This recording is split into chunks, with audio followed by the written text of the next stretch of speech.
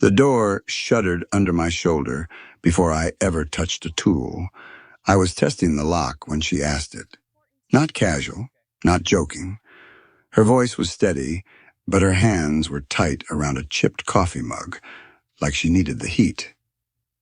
Would you ever date a single mom? The hallway light outside her apartment flickered through the cracked frame. I could smell old carpet and cinnamon coffee. The bolt stuck halfway when I turned it.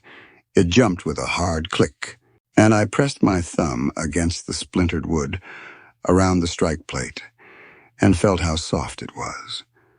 That door had already taken a hit. Her name was Megan Carter. 3rd floor of the Redstone Apartments.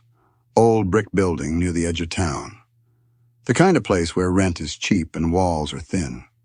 I was there because the landlord finally approved a repair ticket after 2 weeks of ignoring it. I set my tool bag down on the mat. "Let me fix this first," I said, "and then I'll answer." She watched me like she wasn't sure if that was stalling or thinking. Inside her place, everything was small but cared for. Couch facing the window, not the TV. A folded quilt over the back. A line of tiny shoes by the door. 2 sizes. A purple backpack hanging on a hook with a unicorn stitched on it. Crayons scattered across the coffee table beside a half-colored picture of a fox. The crack in the door frame sat at shoulder height, splintered inward. Someone lean on it?" I asked. Megan's jaw tightened. "Last week," she said. "My ex. He doesn't live here. Didn't like being told that." She said it flat. No drama, just fact. "You call the police?" "They came." He was gone by then. I nodded once. Then I got to work. When you fix things for a living, you learn where the real weakness hides. Cheap screws, soft pine, drywall pretending to be structure. The original screws in her strike plate were barely longer than my thumbnail. At first, hard shove, and they'd tear right out. I pulled them free. The wood crumbled a little under the tip of my screwdriver. Megan stood near the kitchen counter, not hovering, not relaxed either. She stayed where she could see me and the door at the same time. "You want coffee?" she asked. "Black's fine." She poured it. The smell cut through the dry wood dust. Warm, sweet, real. "How old?" I asked, nodding toward the backpack. 6. Lily." She's at school." Her voice softened on her daughter's name. I cleaned out the crushed wood around the frame with a chisel. Each tap echoed through the apartment. Sharp, steady, intentional. "I should have called sooner," she said quietly. "You did," I said. "They just didn't send anyone." She didn't argue. From my bag, I pulled a narrow strip of oak, hard, solid. I carved the cavity a little deeper and tapped the oak shim into place. It fit tight, and the soft pine pressed around it like it was relieved to lean on something stronger. "What's that?" she asked. "Backbone," I said. "Now the lock has something real to grab." I replaced the tiny screws with 3-inch steel ones that reached deep into the wall stud. The drill whined, then settled. Each screw pulled the plate in tight. I closed the door and pushed my shoulder into it. Firm. It held. "Try it," I said. Megan stepped forward and turned the knob. The bolt slid smooth and solid into the new wood. The sound it made was clean, strong. Her shoulders dropped just a little. "It feels different," she said. "It is different." Silence settled between us. Not awkward, just loaded. She leaned back against the counter, studied me like she was measuring something she couldn't see with tools. "You never answered," she said. I wiped my hands on a rag. "Answered what?" Her eyes didn't flinch. "Would you ever date a single mom?" For a second, I thought about making a joke, sliding past it. But her face stopped me. She wasn't teasing, she was braced. "Is this about someone?" I asked. "Or about you?" A small breath left her chest. About me. The hallway outside hummed. A door slammed somewhere down the floor. Life moving on like nothing heavy was happening in 3B. I work nights, she said. Hospital laundry. I'm tired most of the time, and I can't drop everything for last-minute plans. I don't have extra money, and once men find out I have a kid, she shrugged. They fade. Her voice stayed calm. That made it hit harder. I just want to know, she said, if men who look like they've got their life together ever see someone like me and think possible. Or if that's just something in movies. I looked at the small shoes by the door, at the crayon fox missing half its fur. Honest answer? I asked. That's the only one I want. Yeah, I said. Her head jerked slightly, like she hadn't expected it. Yes, I would, I repeated. If I respected her. If I liked her. If she was raising a kid and still standing upright. That it wouldn't scare you? It would make me careful, I said. Which is good. You don't step onto a floor with a child underneath it without checking your beams. A small laugh slipped out of her before she could stop it. You and your building talk, she said. It's how my brain works. She watched my face, looking for the catch. So the kid doesn't make it complicated, she asked. The kid makes it real, I said. If I date her, I'm dating her life, not just the fun parts. That quiet settled again, thicker this time. Why aren't you dating anyone now, she asked. I leaned back against the wall. Because I spent the last few years building something steady. My dad walked out when I was a kid, left my mom with bills and a leaking roof. And I decided early I wasn't going to be the guy who leaves. Her eyes softened. So you stay, she said. I stay, I said. Sometimes longer than I should. But I don't leave people worse. Her throat moved like she swallowed something heavy. You're the first man in a long time, she said slowly, who came into my space and made it feel safer, not smaller. That did something in my chest I didn't expect. Someone asked what you did to make him mad? I asked quietly.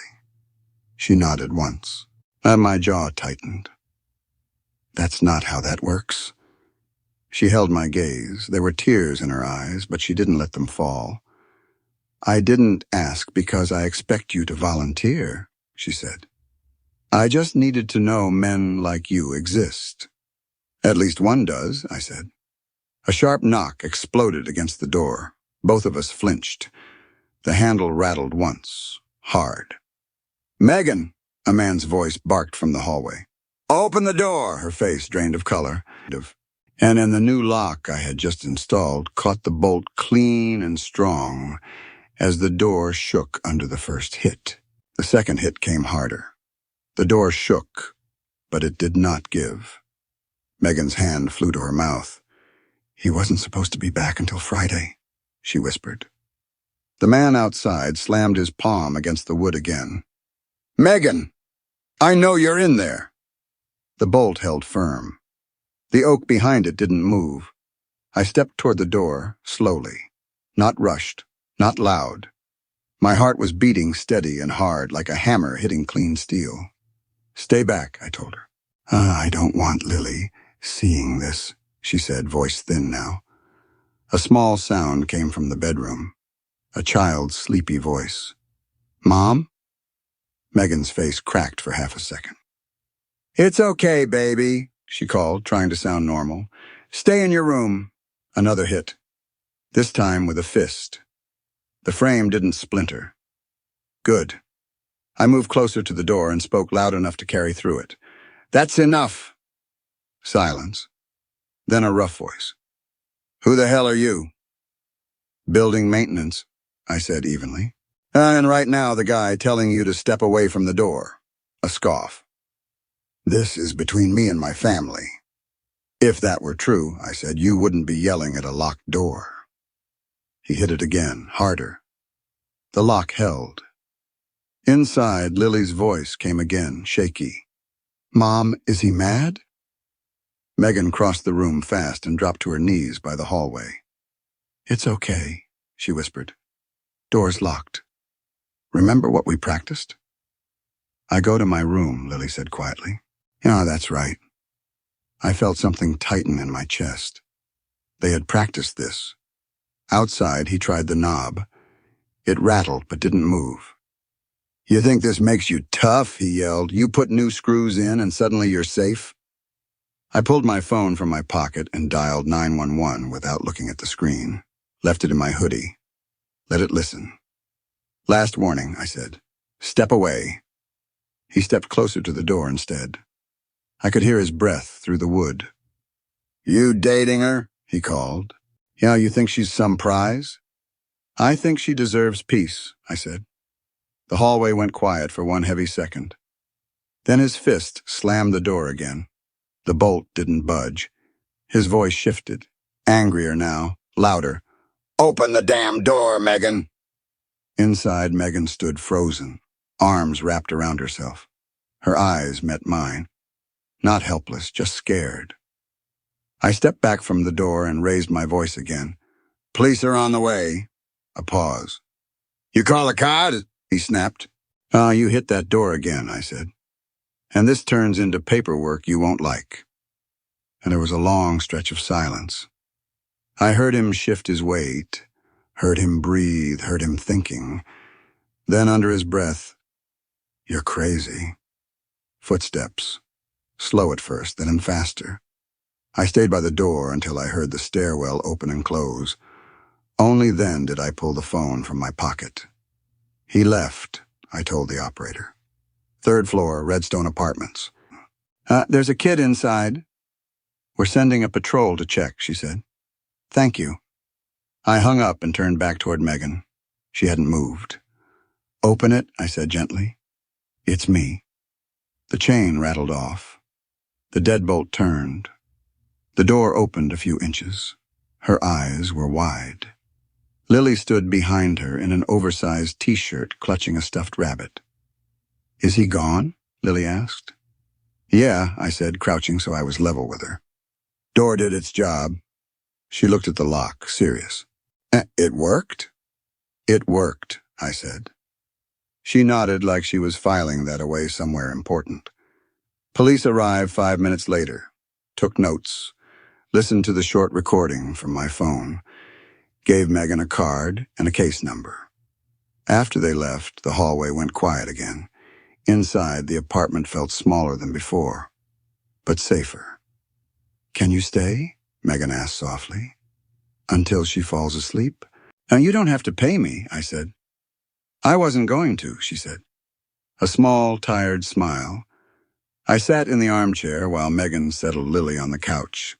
A cartoon played low on the TV. Bright colors, soft noise. Lily's breathing slowly evened out. Megan's hand moved gently through her daughter's hair until the little girl was asleep. I watched that more than I watched the screen. After Lily was carried to bed, Megan walked into the kitchen and poured 2 cups of coffee without asking. Now she handed me one. Her fingers brushed mine. Warm, not shaking anymore. "You answered my question," she said quietly. "Yeah." "You meant it?" I looked toward the bedroom door where Lily slept. "Yes." She studied my face in the soft kitchen light. "Most men say yes when it's theory," she said. "It's different at 2 in the morning." "I don't do theory," I said. I do what holds." She exhaled slowly. "You didn't have to come," she said. "I didn't," I agreed. "I wanted to." That landed between us. She sat across from me on the couch. Not too close, not far either. "You still feel the same way?" she asked. "If anything," I said, "I feel it stronger." Her eyes went soft. Not dramatic, not movie style, just real. "I've got another question," she said. "You don't have to rush it." She shook her head. "I don't want to rush it." The apartment settled into a quiet hum. Fridge running, clock ticking, the kind of quiet you earn. And eventually I dozed off in the chair. When I woke, gray morning light filtered through the blinds. Megan was already in the kitchen, hair up, no makeup, oversized shirt. She looked tired, but there was something steady in her face now. "You snore," she said softly. "I don't." "You do a little." I sat up and rubbed the back of my neck. "How's Lily?" "Still asleep. First time in weeks she didn't wake up twice." That hit deeper than anything else. She poured coffee and handed me a mug. Thank you," she said again. "You said that." "I know." We sat in a silence that didn't feel heavy anymore. "Did he text?" I asked. She nodded and showed me the screen. Long message. Apologies mixed with blame. "I didn't answer," she said. "Good." She set the phone face down. "Lily's got school," she said. "I've got to pretend to be normal and make cereal." "That is normal," I said. She smiled faintly and reached for bowls. A few minutes later, Lily padded out of her room and dragging her rabbit. Her face lit up when she saw me. "You're still here?" "Door inspector," I said. "Morning check." She nodded seriously. After breakfast, I walked them to the bus stop at the corner. Megan's hand rested on Lily's backpack strap until the bus doors closed. When it pulled away, Megan stood still for a second. Then she straightened. "Morning's here," she said. "Yeah." She looked at me carefully. "And then I think my second question deserves daylight." We rode the elevator up in silence. Inside her apartment, she locked the door again out of habit. The new bolt slid into place with a solid click. She leaned back against it. "You said you don't pretend with people's lives," she said. "I don't." "You said you'd date a single mom if you respected her." "I did." She nodded once, like she was bracing herself. "Well," she said quietly, "I am a single mom. And I like you. I respect you. And I like how you show up." She swallowed. "If last night wasn't just you being a decent human," she continued, "would you want to try this? Me, Lily, our life the way it actually is?" The room felt still, not tense, just honest. I stepped toward her slowly. "If I say yes," I said, "I'm not treating this like a weekend project." "I don't need a weekend project," she said. "I need something built to last." I reached out and rested my hand lightly against the doorframe. Solid, strong. Then I looked back at her. "You asked if I'd ever date a single mom," I said. "Truth is, I don't want the idea. I want you." Her breath caught. "You sure?" she asked. "I don't run," I said. Her hand slid into mine. And just as her fingers tightened around my hand, the elevator down the hall dinged again. Footsteps approached, slow, heavy, and stopped outside her door. The footsteps stayed outside the door for one long second. Megan's hand tightened around mine. Lily's bedroom door was cracked open down the hall. I could feel Megan listening for every breath on the other side of the wood. A knock came. Not a punch, not a slam, just 3 firm taps. "Megan Carter?" a man's voice called, calm and official. I let out a breath I didn't know I was holding. "Police," I said quietly. Megan closed her eyes for a moment, and then opened them again like she was forcing herself to stay steady. She kept the chain on and opened the door a few inches. 2 officers stood in the hallway, same ones from the night before. The older one nodded toward me.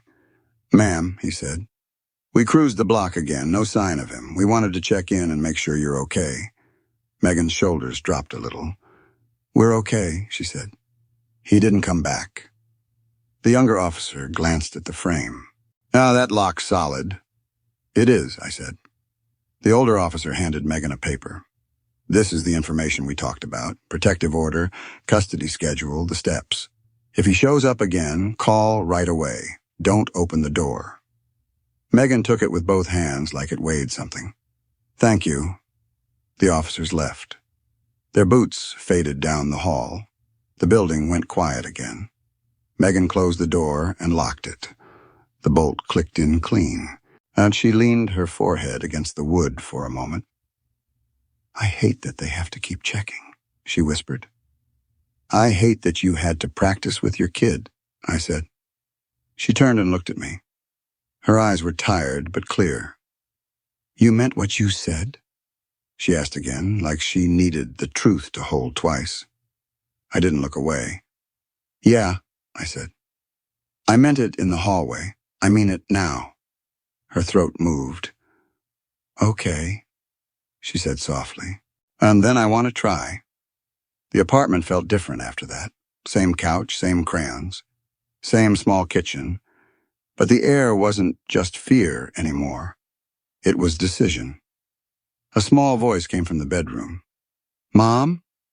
Megan flinched like she forgot Lily was awake. "I'm here, baby," Megan called, then looked at me. "Can you just be normal?" I gave a small smile. "I can try." Megan walked to Lily's room and opened the door wider. Lily stood there with her stuffed rabbit tucked under her arm. Her hair was messy. Her face was cautious. "Is he coming back?" Lily asked. "No," Megan said. Not right now. The police checked." Lily looked past her and saw me. "Door inspector," she said, like she remembered my title. "That's me," I said. Lily stepped into the living room, eyes still a little wide. She looked at my boots, then my hands, then the door. "It held," she said, more like a statement than a question. "It held," I agreed. She nodded once like that mattered. And then she looked at her mom. "Can we have cereal again?" Megan blinked like she was trying not to cry at how simple that was. "Yes," she said. "We can have cereal." While Megan poured cereal, I sat at the table and kept my hands still. I didn't want Lily to feel like a stranger had walked in and taken up space. I wanted her to feel like the space stayed hers. Lily ate fast. Megan barely ate at all. She just watched her daughter like she was making sure she was real and safe. But when Lily finished, she slid off the chair and went to the coffee table. She opened the coloring book and stared at the half-colored fox. "The fox needs a tail," she said. "I can help with that," I said. Lily looked up at me, suspicious. "You color?" "I build shelves," I said. "But I can try." She pushed the crayon box toward me. It was a serious offering. I took a brown crayon and started filling in the missing part of the fox's tail. I stayed inside the lines as best I could. Lily watched closely. Then she picked up a red crayon and started coloring the fox's ears. Megan stood in the kitchen doorway, holding her mug with both hands. She looked like she didn't know what to do with the sight of her kids sitting safely on the floor, while a man helped color. After a few minutes, Lily's shoulders relaxed. Her breathing changed. The tightness left her face. She leaned closer to me and whispered, "And are you my mom's friend?" I glanced at Megan. Megan's eyes met mine. She gave the smallest nod, like permission. "Yes," I said gently. "I'm your mom's friend." Lily stared at the fox again. "Friends don't yell at doors," she said. "No," I agreed. "Friends don't do that." She nodded like she was satisfied with the answer. A little later, Megan checked the clock and sighed. "We're going to be late," she said. "School?" I asked. She nodded. "I can walk her, but you're tired," I said. Megan didn't argue. She just looked ashamed for 1 second, like tired was something she wasn't allowed to be. "I'll walk with you," I said. So we went down the stairs together.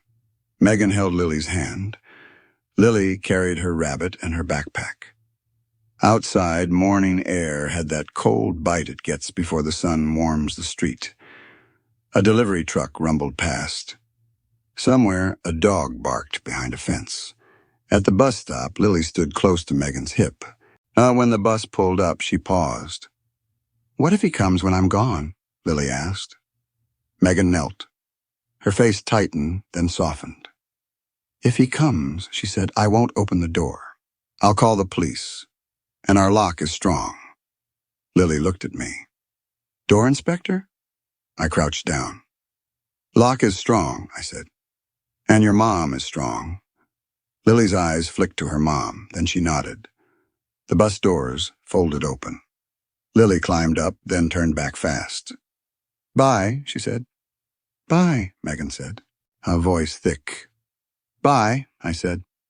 When the bus drove away, Megan stayed standing there for a moment, watching it, like she was watching her heart ride off down the street. Then she turned to me.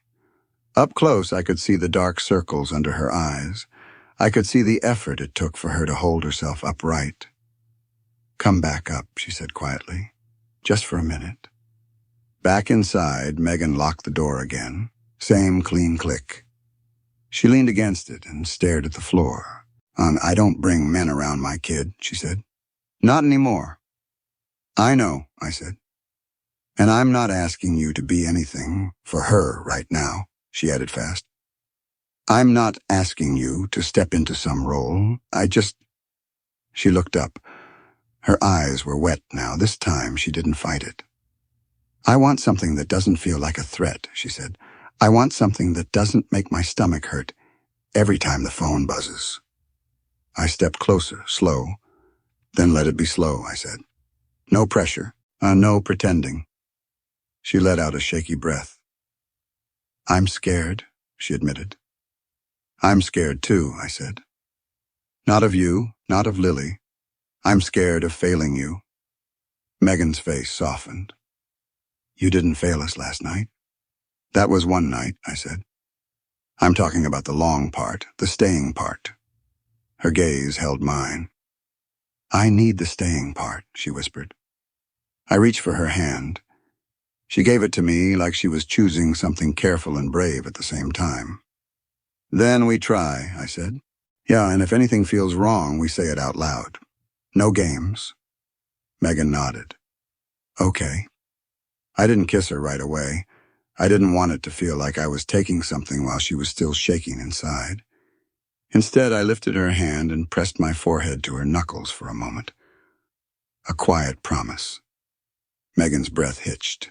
Then she stepped closer and rested her head against my chest. We stayed like that, listening to the building settle, listening to the hum of the fridge, listening to the clock tick.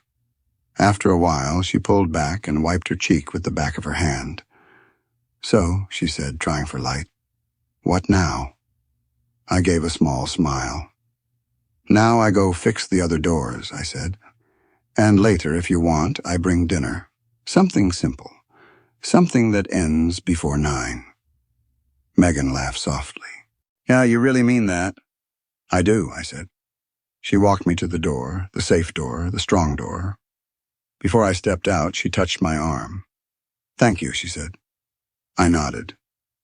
Text me if anything feels off, I said, about the lock, or about us. Her eyes warmed. Okay, she whispered. I stepped into the hallway. The light still flickered. The carpet still smelled like old life and takeout. But behind me, the lock clicked into place with a clean, solid sound. And then for the first time in a long time, that sound didn't feel like she was shutting the world out. It felt like she was choosing what she let in. If you believe stories still matter, go ahead and hit subscribe, Stories Beyond the Porch. Drop a comment telling me where you're watching from. I love seeing how far these stories travel.